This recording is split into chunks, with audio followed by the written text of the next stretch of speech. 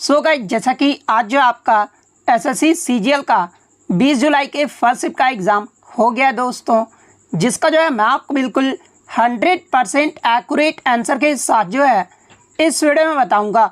तो देख लेते हैं कि किस प्रकार के जो है आज आपके 20 जुलाई के फर्स्ट शिफ्ट के एग्ज़ाम में जो है प्रश्न पूछे गए हैं। उससे पहले एक बात और दोस्तों कि जिन्होंने भी अगर चैनल को सब्सक्राइब नहीं किया है तो एसएससी सीजीएल एग्ज़ाम से रिलेटेड पल पल की अपडेट के लिए जो है चैनल को सब्सक्राइब ज़रूर कर दीजिएगा और बगल में ही आपको एक बेल आइकन यानी घंटे का निशान भी दिख रहा होगा, तो आप उसे भी जो है ज़रूर प्रेस कर दीजिएगा। तो चलिए वीडियो को स्टार्ट करते हैं। तो आपका पहला क्वेश्चन आया था कि 2011 की जनगणना के अनुसार भारत के किन दो राज्यों का जनसंख्या जो है सबसे ज़्यादा रहा है। तो देखिए 2011 की जनगणना के अनुसार भारत के उत्तर प्रदेश में जनसंख्या जो है वो सबसे ज़्यादा रहा है। उसके बाद दूसरे स्थान पे जो आपका महाराष्ट्र राज्य रहा है, तीसरे स्थान पे आपका बिहार राज्य रहा है, चौथे स्थान पे आपका पश्चिम बंगाल रहा है, पांचवें स्थान पे आपका आंध्र प्रदेश राज्य और छठे स्थान पे जो आपका मध्य प्रदेश राज्य रहा है। तो आपका दो राज्यों का पूछा गया था, तो उत्तर प्रदेश और महाराष्ट्र आपका यहाँ पे करेक्ट आंसर होगा। इसके अलावा अगर ओवरऑल पूछा जाए कि सबसे कम जनसंख्या जो है ये किस केंद्र शासित प्रदेश या फिर राज्य का रहा था, तो देखिए सबसे कम जनसंख्या वाला जो केंद्र शासित प्रदेश या राज्य है ना, ये आपका लक्षद्वीप का रहा था। उसके अलावा अगर सिर्फ राज्य का पूछ ले तो राज्य में सबसे कम जनसंख्या वाला जो राज्य है ये आपका सिक्किम राज्य रहा था। उसके बाद आपका मिजोरम राज्य रहा था। तो ये क्रम भी आप ध्यान में रखिएगा। इसके अलावा अगर भारत का लिंगानुपात यानी सेक्स रेशियो पूछ दे तो देखिए भारत का जो लिंगानुपात है ना ये आपका 943 रहा था, यानी 1000 पुरुषों पर महिलाओं की संख्या क्या थी, तो ये आपका 943 रहा था। इसके अलावा सबसे अधिक लिंगानुपात वाला राज्य पूछ दिया जाए तो ये आपका केरल राज्य का रहा था। इसके अलावा बात कर ले सबसे अधिक साक्षरता दर वाला अगर राज्य पूछ दिया जाए तो देखिए सबसे अधिक जो साक्षरता दर वाला राज्य है ना ये भी आपका केरल राज्य ही रहा था। इसके अलावा सबसे कम लिंगानुपात वाला राज्य पूछा जाए तो देखिए सबसे कम जो सेक्स रेशियो रहा था ना ये आपका हरियाणा राज्य का रहा था। और सबसे कम साक्षरता दर वाला राज्य अगर पूछा जाए तो ये आपका बिहार राज्य का रहा था। इसके अलावा जनसंख्या घनत्व पूछा जाए कि सबसे अधिक जनसंख्या घनत्व ये जो है किस राज्य का रहा था, तो ये आपका बिहार राज्य का रहा था। सबसे कम जनसंख्या घनत्व वाला जो राज्य है ये आपका अरुणाचल प्रदेश रहा था। इसके अलावा 2011 की जनगणना कौन सी जनगणना थी, तो ये आपका 15वीं जनगणना था और स्वतंत्रता के बाद जो है ये आपका 7वीं जनगणना था। तो ये सारे फैक्ट जो है आपको ध्यान में रखना है। नेक्स्ट क्वेश्चन आपका यहाँ पर आता है कि चंद्रगुप्त मौर्य ने किस यूनानी शासक को हराया था। तो देखिए चंद्रगुप्त मौर्य के द्वारा जो है ये आपका सिकंदर के सेनापति सेल्यूकस निकेटर को जो वो हराया गया था। तो सेल्यूकस निकेटर आपका यहाँ पे करेक्ट आंसर होगा।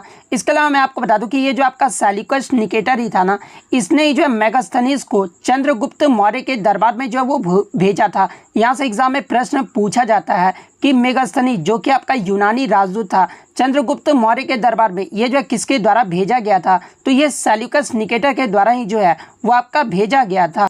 इसके अलावा अगर चंद्रगुप्त मौर्य की बात कर ले तो चंद्रगुप्त मौर्य ने जो है 321 ईसा पूर्व में नंद के शासक धनानंद को हराकर जो है ये मौर्य साम्राज्य की जो स्थापना है वो किया गया था।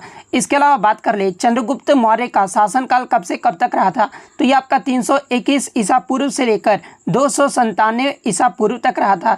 इसके अलावा चंद्रगुप्त मौर्य का जो है बेटा का नाम पूछा जाता है, तो देखिए चंद्रगुप्त मौर्य का जो उत्तराधिकारी यानी उसका पुत्र जो था ये आपका बिंदुसार था। तो ये फैक्ट भी आपको ध्यान में रखना है।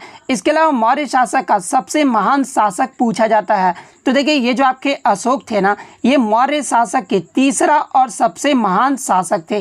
तो ये सारे फैक्ट जो आप ध्यान में रखिएगा। नेक्स्ट क्वेश्चन आपका यहाँ पर आता है कि who is the chairman of 22nd law commission, यानी 22वें विधि आयोग के जो है अध्यक्ष कौन है। और ये प्रश्न पूछने का मतलब ये है ना क्योंकि इनका जो कार्यकाल है वो बढ़ाया गया है।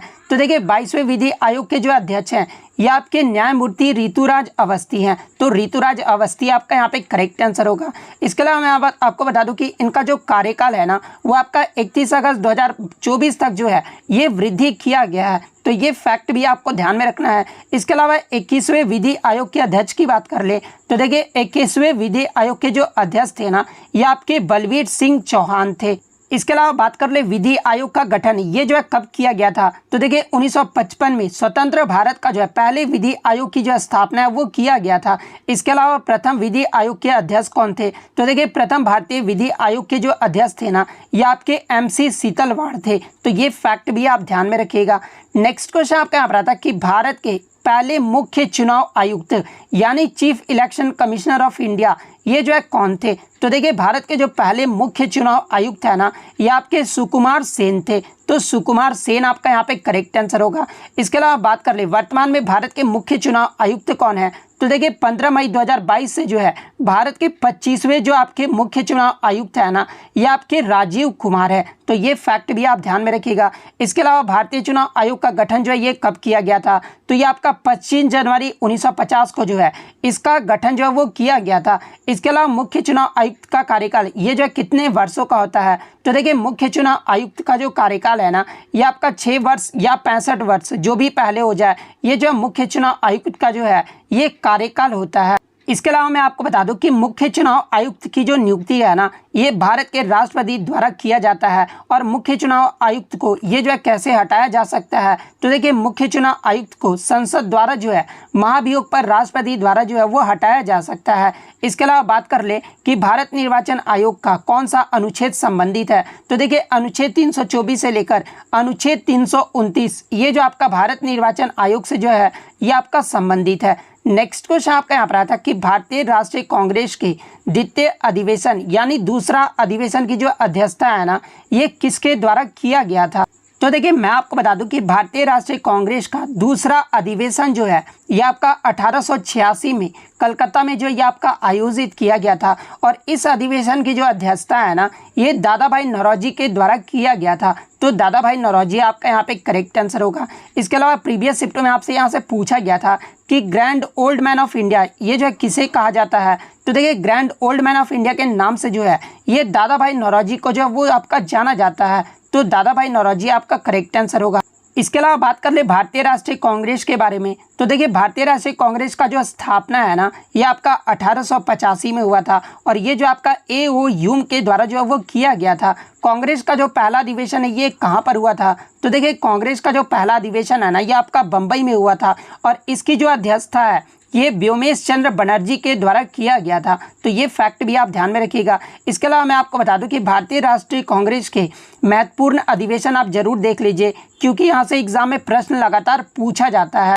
तो देखिए तीसरा जो अधिवेशन है ये आपका 1887 में मद्रास में हुआ था जिसकी जो अध्यक्षता है ना ये बदरुद्दीन तैयबजी के द्वारा किया गया था। और बदरुद्दीन तैयबजी ये जो आपके भारत के पहले मुस्लिम राष्ट्रपति थे। तो ये फैक्ट भी आपको ध्यान में रखना है। चौथा जो अधिवेशन है ये आपका इलाहाबाद में हुआ था जो कि आपका 1888 में हुआ था। और इसकी जो अध्यक्षता ये आपका जॉर्ज यूले ने किया था। और जॉर्ज यूले ये जो है पहले ब्रिटिश राष्ट्रपति थे जिन्होंने जो भारतीय राष्ट्रीय कांग्रेस का जो है अधिवेशन की अध्यक्षता की थी। तो ये फैक्ट भी आप ध्यान में रखिएगा। इसके अलावा नौवां जो आपका कांग्रेस अधिवेशन हुआ था ना ये आपका 1893 में हुआ था। और ये जो आपका लाहौर में आयोजित किया गया था। और ये जो इसकी अध्यक्षता है ना ये दादा भाई नौरोजी के द्वारा किया गया था। इसके अलावा 12वें अधिवेशन से एग्जाम में प्रश्न पूछा जाता है। तो देखिए 12वां जो अधिवेशन है ना ये आपका कलकत्ता में हुआ था। और ये जो आपका 1896 में हुआ था। और इसकी जो अध्यक्षता है ना ये आपका रहमतुल्ला एम सयानी के द्वारा किया गया था। और इसी अधिवेशन में जो है पहली बार जो आपका वंदे मातरम जो है ये गाया गया था। इसके अलावा 22वें अधिवेशन से पूछा जाता तो ये आपका 1906 में हुआ था जिसकी अध्यक्षता दादा भाई नौरोजी ने किया था। और ये भी आपका कलकत्ता में आयोजित किया गया था। और इसी अधिवेशन में जो है सबसे पहले स्वराज शब्द का जो है प्रयोग जो है वो किया गया था। इसके अलावा कांग्रेस का जो पहला विभाजन है ये आपका 1907 में हुआ था जिसे जो है सूरत अधिवेशन के नाम से जाना जाता है। और इसकी जो अध्यक्षता है ना ये रास बिहारी घोष के द्वारा किया गया था। यानी कांग्रेस का पहला विभाजन कहने का मतलब कि नरम दल और गरम दल जो है इसी अधिवेशन में जो है आपके जो है वो अलग हुए थे। इसके अलावा 27वें अधिवेशन की बात कर ले तो ये आपका बाकिरपुर में आयोजित किया गया था। और ये जो आपका 1911 में हुआ था। इसकी जो अध्यक्षता है ना ये आपके श्री रघुनाथ नरसिंह मुधोलकर इसकी जो अध्यक्षता किए थे। और इसी अधिवेशन में जो है आपका पहली बार जो है वो जनगण मन जो है वो गाया गया था। 32वें अधिवेशन की बात कर ले तो ये आपका 1917 में हुआ था और ये जो आपका कलकत्ता में हुआ था और इसकी जो अध्यक्षता ये आपका एनी बेसेंट के द्वारा किया गया था, जो कि आपकी पहली महिला जो है वो, यानी भारतीय राष्ट्रीय कांग्रेस की पहली महिला जो है कौन थी, तो ये आपकी एनी बेसेंट थी। और ये किस अधिवेशन की अध्यक्षता की थी, तो ये आपका 32वें अधिवेशन जो कि आपका 1917 में हुआ था, इसकी जो है अध्यक्षता की थी। 39वें अगर बात कर ले तो 39वां अधिवेशन ये जो आपका बेलगाम में हुआ था, जो कि आपका 1924 में हुआ था और ये जो आपका पहली बार महात्मा गांधी के द्वारा जो है इसकी अध्यक्षता जो है वो किया गया था। इसके अलावा 40वें अधिवेशन की बात कर ले तो ये आपका कानपुर में हुआ था और ये जो आपका 1925 में हुआ था और ये जो आपका अध्यक्षता है ना, ये आपके श्रीमती सरोजनी नायडू के द्वारा किया गया था। और ये अधिवेशन आपका इसलिए इम्पॉर्टेंट है क्योंकि ये जो आपका भारतीय राष्ट्रीय कांग्रेस की पहली भारतीय महिला अध्यक्ष थी जिन्होंने जो है इस अधिवेशन की जो है वो अध्यक्षता की थी। 52वें की बात कर ले तो ये आपका त्रिपुरी में हुआ था, जो कि 1939 में जो ये आपका 52वां अधिवेशन हुआ था और इसकी जो अध्यक्षता वो आपका सुभाष चंद्र बोस के द्वारा जो है वो किया गया था। 55वें अधिवेशन की बात कर ले तो ये आपका जयपुर में हुआ था और ये आपका 1940 में हुआ था और इसकी जो अध्यक्षता है ना, ये आपके बी पटाभी सीतारामैया के द्वारा किया गया था। तो ये सारे फैक्ट जो आपको ध्यान में रखना है। नेक्स्ट क्वेश्चन आपका यहाँ पर आता है कि चोल साम्राज्य में ऊरिया सभा ये जो है किसे कहा जाता था, तो देखिए चोल साम्राज्य में ऊरिया सभा जो है ये ग्राम सभाओं को, यानी गांव की जो महासभा थी ना, यानी उसमें जो उर में जो विशेष रूप से गांव के सभी कर देने वाले जो निवासी थे ना वो आपके शामिल होते थे, तो ग्राम सभाएं आपका यहाँ पे करेक्ट आंसर होगा।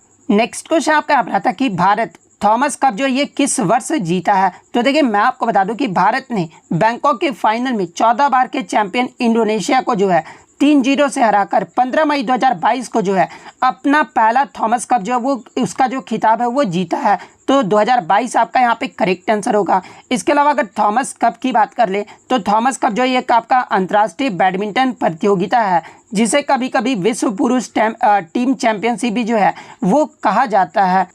और देखिए थॉमस कप का जो पहला टूर्नामेंट है ना, ये आपका 1948-49 में जो है ये आपका आयोजित किया गया था। यानी थॉमस कप का जो है शुरुआत कब हुआ था, तो ये आपका 1948-49 में हुआ था।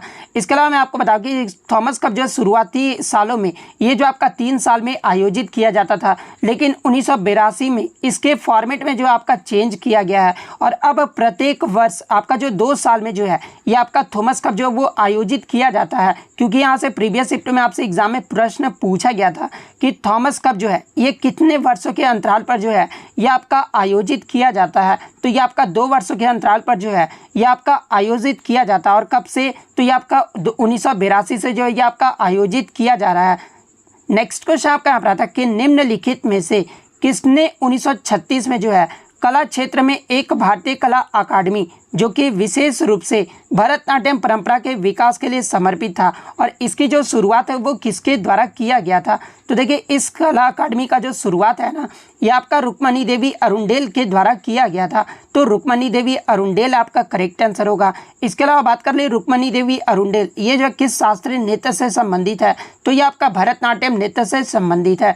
नेक्स्ट क्वेश्चन आपका यहाँ पर आता है कि हरित क्रांति के नकारात्मक प्रभाव यानी जो निगेटिव इफेक्ट है ना वो क्या था, तो देखिए कल आपसे यहाँ से पूछा गया था कि विश्व में हरित क्रांति के जनक के रूप में जो है ये किसे जाना जाता है, तो देखिए विश्व में हरित क्रांति के जनक के रूप में जो ये आपका नॉर्मन बोरलॉग को जाना जाता है। और 1960 में जो है हरित क्रांति की जो शुरुआत है ये आपका मैक्सिको देश से हुआ था। इसके अलावा बात कर ले भारत में हरित क्रांति के जनक के रूप में जो है ये किसे जाना जाता है, तो ये आपके MS स्वामीनाथन को जो है वो जाना जाता है। और भारत में जो हरित क्रांति की शुरुआत है ना ये आपका 1966-67 में जो है पंजाब राज्य से किया गया था। और ऐसा नहीं है कि हरित क्रांति में आपका जो है सकारात्मक प्रभाव यानी पॉजिटिव इम्पैक्ट ही जो आपको देखने को मिला था, निगेटिव प्रभाव भी जो आपको देखने को मिला था, और वही आपका निगेटिव प्रभाव जो है वो पूछा गया था। तो देखिए इसमें जो आपकी मिट्टी के पोषक तत्वों की जो है हानि हुई थी, कीटनाशकों को जो है बड़े पैमाने पर जो है उपयोग जो है वो किया गया था, और अधिक उपज प्राप्त करने के लिए अस्थिर प्रथाएं भी जो है वो शुरू किया गया था। आत्महत्या की दर में जो है इसमें आपका जो है वृद्धि जो है वो देखा गया था। तो इनमें से जो भी ऑप्शन में दिया गया होगा ना वो आपका करेक्ट आंसर होगा। नेक्स्ट क्वेश्चन आपका यहाँ पर आता है कि प्रसिद्ध गायिका एम एस सुब्बुलक्ष्मी ये जो है संगीत के किस शैली से संबंधित है? तो देखिए एम एस सुब्बुलक्ष्मी की बात कर ले तो ये आपका कर्नाटक संगीत से संबंधित है, तो कर्नाटक संगीत आपका यहाँ पे करेक्ट आंसर होगा। इसके अलावा बात कर ले एम एस सुब्बुलक्ष्मी का जन्म ये जो है कहाँ पर हुआ था? तो ये आपका तमिलनाडु के मदुरई में हुआ था। इसके अलावा मैं आपको बता दूं कि एम एस सुब्बुलक्ष्मी भारत रत्न से सम्मानित होने वाली ये जो आपका पहली गायिका थी, और इन्हें भारत रत्न से कब सम्मानित किया गया था? तो 1998 में जो है इन्हें सम्मानित किया गया था। इसके अलावा मैं आपको बता दूं कि एम एस सुब्बुलक्ष्मी जो है रमन मैग्सेसे पुरस्कार से सम्मानित होने वाली जो है ये पहली संगीतकार बनी थी, और इन्हें जो है रमन मैग्सेसे पुरस्कार है ना ये 1974 में दिया गया था। इसके अलावा रमन मैग्सेसे पुरस्कार को जो है आपका एशिया का नोबेल पुरस्कार भी जो है वो माना जाता है। इसके अलावा मैं आपको बता दूं कि एम एस सुब्बुलक्ष्मी पहली भारतीय थी जिन्होंने 1966 में जो है संयुक्त राष्ट्र महासभा में प्रदर्शन किया था। इसके अलावा एम एस सुब्बुलक्ष्मी को जो है 1954 में पद्म भूषण और 1975 में पद्म विभूषण से जो है वो सम्मानित किया गया था। तो ये सारे फैक्ट जो है आपको ध्यान में रखना है। नेक्स्ट क्वेश्चन आपका यहाँ पर आता है कि लाइपेज ये जो है किसका पाचन करता है? तो देखिए लाइपेज एक एंजाइम है जो वसा को विभाजित करता है ताकि आंत उन्हें जो है अवशोषित कर सके। तो ये जो है किसका पाचन करता है? तो ये आपका वसा का जो है वो पाचन करता है, तो वसा आपका यहाँ पे करेक्ट आंसर होगा। इसके अलावा बात कर ले ये जो आपका लाइपेज एंजाइम है ना ये कहाँ से स्रावित होता है, यानी किसके द्वारा स्रावित होता है? तो ये आपका अग्नाशय ग्रंथि द्वारा जो वो आपका स्रावित होता है। तो ये फैक्ट भी आपको ध्यान में रखना है। नेक्स्ट क्वेश्चन आपका यहाँ पर आया था कि अंतर्राष्ट्रीय मानक के अनुसार मैराथन दौड़ की जो दूरी है वो पूछा गया था। तो देखिए अंतर्राष्ट्रीय मानक के अनुसार मैराथन दौड़ का जो दूरी होता है ना ये आपका 42.195 किलोमीटर होता है। तो 42.195 किलोमीटर आपका यहाँ पे करेक्ट आंसर होगा। इसके अलावा अगर मील और गज में ऑप्शन दिया रहा है तो ये आपका 26 मील और 385 गज होता है। तो ये फैक्ट भी आपको ध्यान में रखना है। नेक्स्ट क्वेश्चन आपका यहाँ पर आता है कि राष्ट्रीय शहरी स्वास्थ्य मिशन यानी national urban health mission urban health mission जो है ये कब लॉन्च किया गया था? तो देखिए राष्ट्रीय शहरी स्वास्थ्य मिशन जो है ये आपका 1 मई 2013 को जो है वो लॉन्च किया गया था। तो 1 मई 2013 आपका करेक्ट आंसर होगा। इसके अलावा मैं आपको बता दूं कि राष्ट्रीय शहरी स्वास्थ्य मिशन इसका जो उद्देश्य था ना वो आपका शहरी गरीबों को आवश्यक स्वास्थ्य सेवाओं को सुलभ और किफ़ायती बनाकर जो है स्वास्थ्य देखभाल की ज़रूरतों को जो है वो पूरा करना था। नेक्स्ट क्वेश्चन आपका यहाँ पर आया था कि रेल कौशल विकास योजना के अंतर्गत कितने साल की अवधि में जो है ये आपका ट्रेनिंग दिया जाएगा? तो देखिए रेल कौशल विकास योजना के अंतर्गत जो है ये आपके इस योजना के तहत 3 साल की अवधि में जो है ये आपका ट्रेनिंग जो है वो दिया जाएगा। तो 3 साल आपका यहाँ पे करेक्ट आंसर होगा। और ये जो है किस किस ट्रेड को जो है वो ट्रेनिंग दिया जाएगा? तो देखिए इस योजना के अंतर्गत ये जो आपके इलेक्ट्रीशियन, वेल्डर, मैकेनिस्ट और फिटर जैसे ट्रेड में जो है ये आपका ट्रेनिंग जो है वो दिया जाएगा। तो ये फैक्ट भी आपको ध्यान में रखना है।